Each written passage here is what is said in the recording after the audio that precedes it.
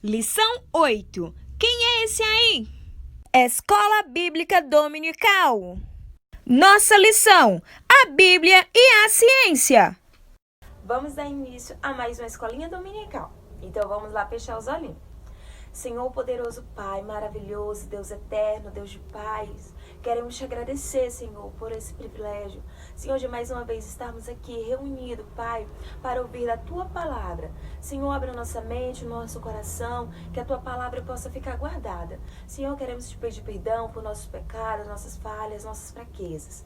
Também queremos, Senhor, te pedir, continua abençoando as nossas igrejas, nossos pastores. Pai, dá graça, comunhão, que possamos, Senhor, continuar crescendo espiritualmente. Pai, abençoa cada um dos nossos dias, nos dê uma semana de paz, abençoa a nossa família, tudo, Senhor, te entregamos em Tuas mãos e já te agradecemos. Amém. Então vamos lá? Este é o nosso versículo tema, que se encontra em Jeremias, capítulo 1 e versículo 5, que diz: Antes de formá-lo no ventre, eu o escolhi. Antes de você nascer, eu o separei e o designei profeta às nações. Este versículo fala que antes que vocês fossem gerados na barriga da mamãe, Deus já tinha escolhido cada um de vocês e separou para ser um profeta às nações, pregar, falar do amor de Deus onde vocês estiverem e onde vocês forem. Sempre falar do amor de Deus, porque Deus escolheu cada um de vocês. O que é a clonagem? A palavra clone vem do termo grego clon, que significa bruto. A clonagem é a produção de qualquer grupo de células sexualmente produzidas. Isso quer dizer que a clonagem é um processo para se produzir outros seres vivos, através de técnicas de laboratório. As pesquisas científicas têm apontado o interesse humano de criar outras vidas e ser humano. Um dia, será capaz de dar vida a outros seres humanos assim como Deus? Os seres humanos, o direito de manipular a vida humana como se fosse um objeto? Por que clonar? Você deve ter ouvido falar sobre esse assunto na escola, na televisão e entre os amigos. Você precisa saber como se posicionar de acordo com os ensinamentos bíblicos da palavra de Deus. A clonagem humana em questão. Com o grande avanço da ciência, alguns anos de pesquisas com a finalidade de criar novos seres vivos começaram a ser realizadas. Depois de inúmeras experiências fracassadas, em 1997, os cientistas conseguiram clonar a ovelha Dolly. Todo mundo ficou admirado com tamanha coragem. Mais tarde, a ovelha teve que ser morta, porque tinha algumas doenças. Mas o mundo começou a achar que em pouco tempo seria possível fazer a clonagem de seres humanos. Mas o que significa tudo isso? Por que clonar? Segundo os argumentos científicos, a clonagem humana pode ter dois objetivos principais. O primeiro objetivo possibilitaria os casais que não poderiam ter filho a oportunidade de se tornarem pais. Mas a clonagem humana, com esse objetivo, é condenado pela sociedade, até mesmo por grande parte da comunidade científica, porque explicaria em questões religiosas e éticas. O segundo objetivo seria a utilização do clone para promover a cura de doenças graves e melhorar a qualidade de vida. Mas a clonagem, nesse sentido, também é condenado. A palavra de Deus em questão. A Bíblia é a palavra de Deus e deve ser usada como manual para a nossa vida. Por isso, ela é nossa regra de fé e prática. Ela não fala diretamente sobre a questão da clonagem, como se apresenta hoje em nossa sociedade. Mas ela nos permite ter o conhecimento suficiente acerca da vontade e do poder de Deus. Os cientistas têm demonstrado grande ambição de serem iguais a Deus, mas as Sagradas Escrituras relatam histórias frustradas de homens de outras épocas que tentaram ser como Deus. Foi o caso de Eva e Adão, que comeram o fruto proibido, porque pensaram que poderia ser como Deus, mudando com sua atitude todo o rumo da história da humanidade.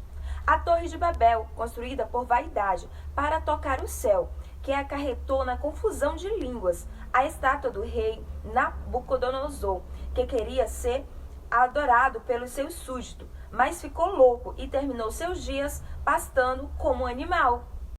Ele, Deus, está no controle de todas as coisas, e não há nada que aconteça que não seja por sua vontade ou permissão.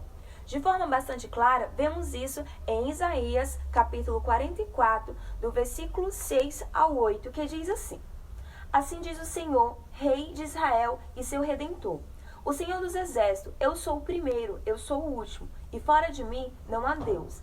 E quem chamará como eu, e anunciará isto, e porá em ordem perante mim, desde que ordenei um povo eterno? Este que anunciei as coisas futuras e as que ainda hão de vir. Não vos assombreis, nem temais, porventura, desde então, não vos fiz ouvir, e não vos anunciei? Porque vós sois as minhas testemunhas. Há outro Deus além de mim? Não, não há. Não há outra rocha que eu conheço. Então a palavra de Deus está testificando que não há outro Deus como ele. E tudo é feito com a permissão dele, e nós somos testemunha do seu poder e da sua grande obra. E Deus é o único que existe. Ele é todo-poderoso, nenhuma tentativa humana mudará a realidade. Ele é soberano. Por isso, adore-o sempre e todo instante, pois Ele é o nosso Deus, que sendo tão grandioso, ainda se preocupou com cada um de nós. E se preocupa ainda hoje, viu? O fôlego de vida. O fôlego de vida é a capacidade cedida ao homem de ser uma criatura vivente. Através da respiração, na palavra de Deus, aprendemos que ele fez o homem do pó da terra e soprou em seu nariz a vida. No começo, Adão era apenas um boneco de barro, e somente com o poder de Deus é que se tornou um ser vivo.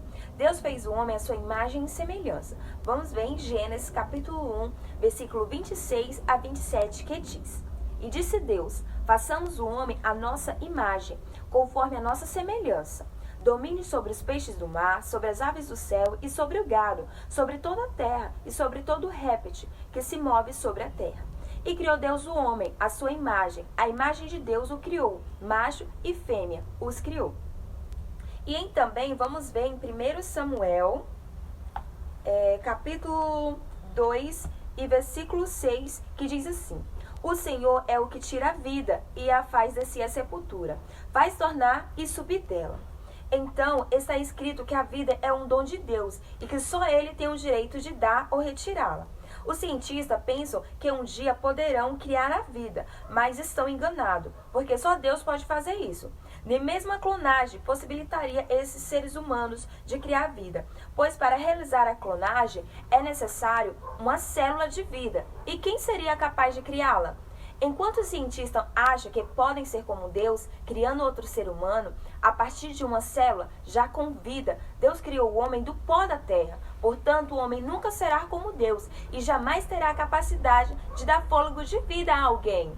Esse é o nosso Deus. Quando a vida começa?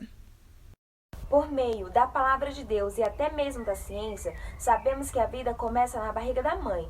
Isso significa que a partir do momento que ocorre a concepção, antes mesmo do bebê se formar e nascer, já existe vida e por isso a humanidade. Como só Deus pode dar e tirar a vida, não pode ser aceito em qualquer circunstância o uso de embriões humanos, pois não temos qualquer direito de manipular a vida e de outras pessoas. Isso é pecado, um grande erro contra Deus. É importante informar que o uso de células-troncos embrionário é errado e não pode ser aceito por nós cristãos, mesmo que seja para promover a cura de doença. Nós devemos crer que Deus opera milagres e Ele ainda cura, é só pedirmos. Porém, as células-troncas adultas usadas no tratamento e na cura de doenças graves não comprometem o ensinamento da palavra de Deus. Sendo assim, as pesquisas científicas com células-tronco visando o tratamento e a cura de várias doenças devem ser combatidas pelos cristãos, quanto são usadas células embrionárias. Já o uso de células adultas não é errado, porque essas células são retiradas da medula óssea do sangue, do cordão umbilical, da placenta, não havendo manipulação nem impedimento da vida de ninguém. Uma questão de ética. O ser humano tem o direito de mexer com a vida de outro ser humano? A clonagem também envolve uma questão de ética, de respeito ao próximo. Ninguém tem o poder de fazer o que quiser com a vida de outras pessoas. Isso é algo que só pertence a Deus, o real Criador da humanidade. Essa forte busca pela clonagem humana mostra o desejo dos homens de serem iguais a Deus. Eles podem até tentar, mas nunca vão ser iguais a Deus, nem vão chegar perto da sua grandiosa bênção de como Deus é. O que tem a ver com isso? A igreja do Senhor não pode ficar parada engolindo todos esses sapos. A ciência não pode ser responsabilidade somente do cientista e dos governantes, pois através de suas pesquisas e descobertas, todo mundo é atingido, tanto para o bem como para o mal. Sendo assim, toda a sociedade precisa discutir e fazer parte das escolhas e decisões. Os cristãos precisam publicar artigos, escrever cartas de protesto, divulgar em programas de rádio, de TV e pela internet a sua posição contrária à clonagem humana. E as pesquisas com embriões, aproveitando para anunciar o Evangelho de Jesus Cristo. Você tem tudo a ver com este assunto, porque cada crente deve fazer a sua parte. Para concluir, O homem pode buscar, por meio da ciência, ser igual a Deus, mas suas tentativas não terão o resultado que esperam e serão carregados de consequências ruins. Só existe um único Deus que tem plano e domínio sobre toda a sua criação e que participou da formação de cada um dos seres humanos.